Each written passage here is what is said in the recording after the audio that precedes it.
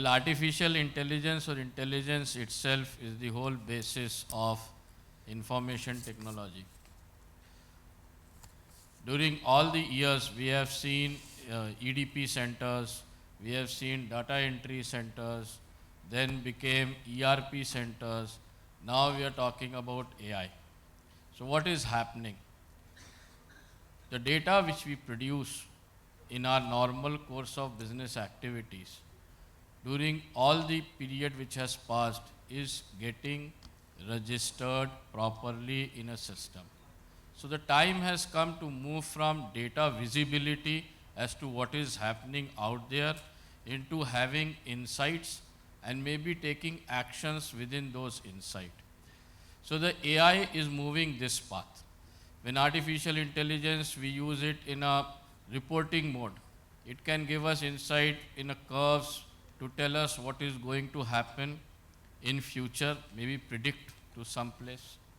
When we put tolerances to that, saying that, okay, fine, if a machine gives vibration beyond this threshold, please raise an alarm.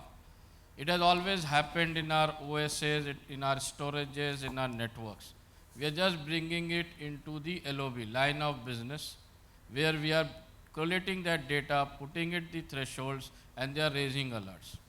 Now, as we move ahead, these alerts itself will lead to remediation, also known as automation of the actions.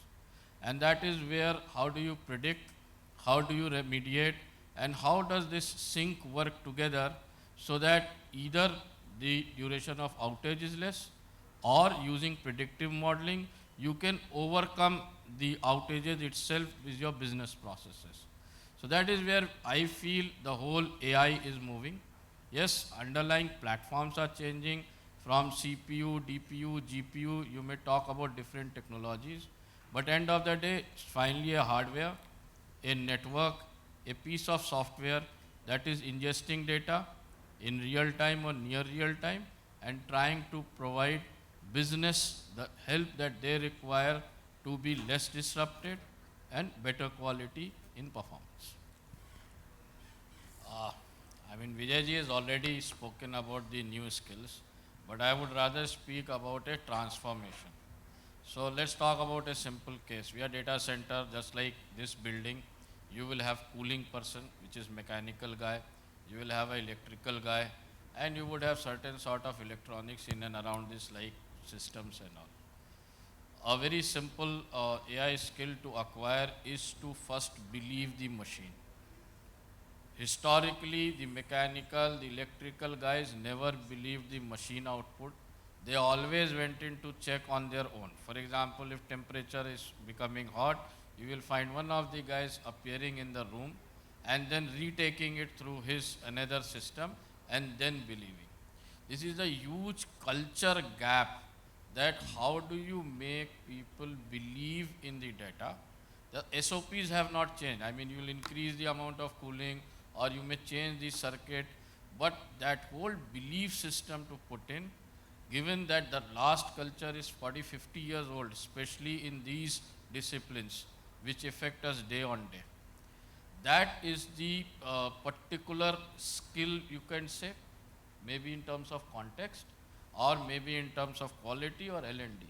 But how do you transform a person who has worked 30 years not believing his machine output to just seeing a screen and acting on it? That's the one thing that is a huge challenge to us. The second challenge to us is the way the traditional data was handled. The traditional way of data was handling was dump everything in one place, then you run some ETL query and all and create the MIS for the management. Now we are talking this data to be available to everybody. So it can't happen that you will have data massaging or you will have an expert team for all 10,000 people who are there in the organization, which means the extract transform load has to change into some other queue. But the data is that much noisy only. So data quality has not changed. So there is a noise in the data that we are getting. Somehow we have to remove that noise. Somehow we have to show it at each of these screens so that the people on the other side believe that this is noiseless data. And this is a great discipline. You may call it as insight, you may call it as big data, you may call it as data handling capabilities, ETL. I mean, there are hundreds of names around it. But these are the two key areas as we go in our business that are changing and that really require a new set of skills, new set of people, new set of thoughts to overcome and adopt what the AI is bringing on the tech.